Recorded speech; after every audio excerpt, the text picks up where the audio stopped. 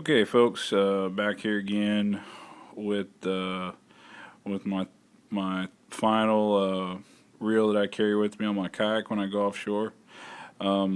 This particular combination is more of a purpose thought combination uh, versus some of the other rods and reels that I use, whether on a boat or whatever.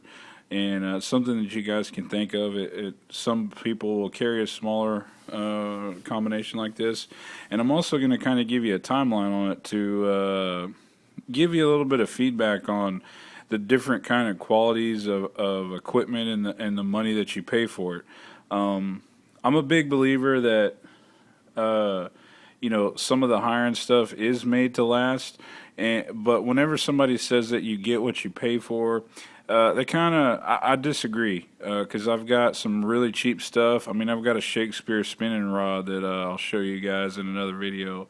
A Shakespeare spinning rod, and it's an old sturdy stick and a spinning reel that I got from Walmart. Back in the '90s that I still use. And so that's not necessarily true. Money doesn't always buy you quality, but in this case it does. And I'm gonna just talk about it a little bit. Um, this is a Shimano Calcutta 250. I'm 30 years old. I bought this when I was a senior in high school back in 2001. Um, I've used this in freshwater for fishing in the bay. I've also used this for bass fishing. Uh, it's a little bit too big for bass fishing. I prefer the Calcutta 100 for that, and so I have a few of them.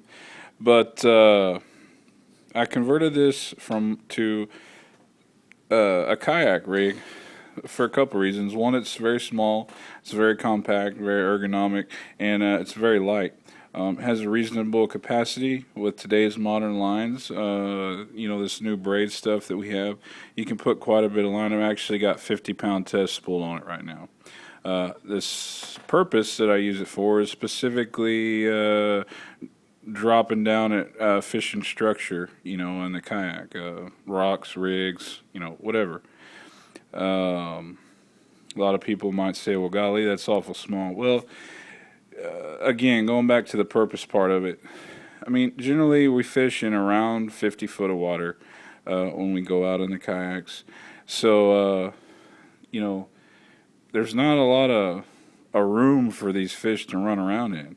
Yeah, you can hook into some that'll take you for a ride, but there again, I mean, with 50-pound test, I mean, for the most part, the fish are going to kind of pull you around. So you don't need any of these monstrosity rod and reel combos when you really get down and think about it.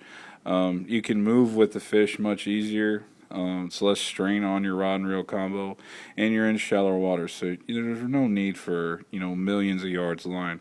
And that was my thinking behind using this, and it's worked. It's great for snapper, ling, spade fish, trigger fish, what have you. It's just a nice little easy reel to use. You can also cast it. You can throw some lures. You can throw some spoons. Some artificial, some plastics. Um, so that's what I use it for. I have put a set of bearings in it recently.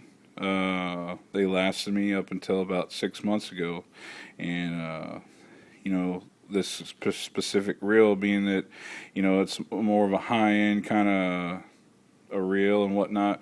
Roy's actually had the bearings in stock. Okay, so you're going to be able to get parts for a reel like this at most of your big tackle vendors. So it is a quality piece, and it has lasted for a long time. I've never had any issues with the Paul and Guide system.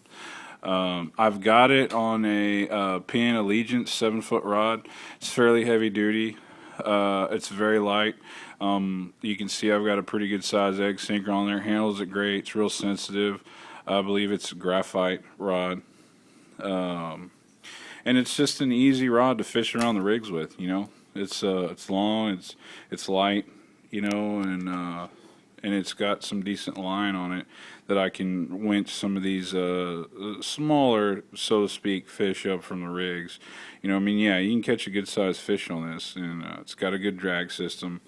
It's not something I would recommend to troll with. not the 250 anyhow.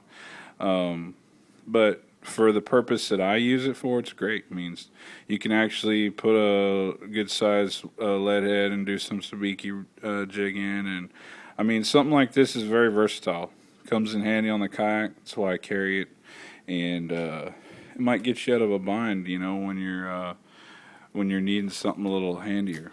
So that's my thinking behind it. Again, this reel is very old. Well, I mean, it's not old compared to some of the other ones, but as far as like trips that it's been on, it's definitely got some miles.